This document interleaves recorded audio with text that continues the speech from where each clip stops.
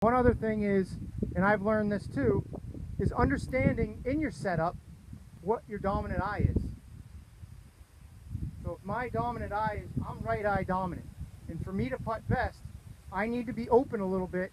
Shoulders are still square to my intended target line, but open my feet to allow me to look down my line. Vice versa, if you're a left eye dominant, you can stand in here square, whatever you may be, and you can see where you want to go. You can see where you want to hit this ball. So you don't need to be open as much.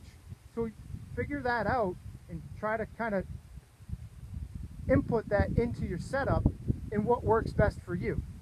That's what it comes down to. You know, again, setup, ball position. If you like to put the ball in the middle of your stance, then I suggest, 55-45 weight distribution, 50-50. If you're one person that likes to get the ball more forward, well, then I recommend putting more weight on your left side, because the goal is to get your eyes and nose over that ball. If I have the ball forward, but I have even weight distribution, the ball is going to fall 3 inches behind where you want to hit the stroke, and now you're swinging on the upswing. So not only does it matter this way, but this way also, huh? Absolutely. Absolutely. Yep. Because and the common tendency for a lot of golfers, and it's my problem as well, which is why I use that eye line a lot, is I get too far over the ball. My eyes are on the outside part of the ball.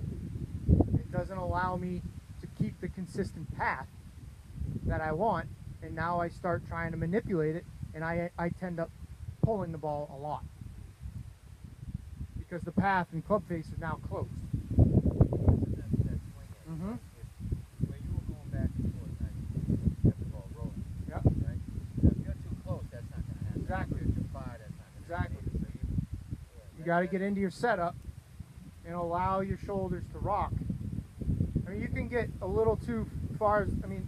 It's more of a training aid to get the feeling of your shoulders controlling the stroke, not our hands. Especially with the way they mow greens nowadays, they're so fast. The old days you used to be able to pop it, get the ball rolling, pop jumping along the green and then roll out. But we want to try to get the ball rolling as soon as possible. Get that ball rolling so it's creating end over end roll, which means you stayed on your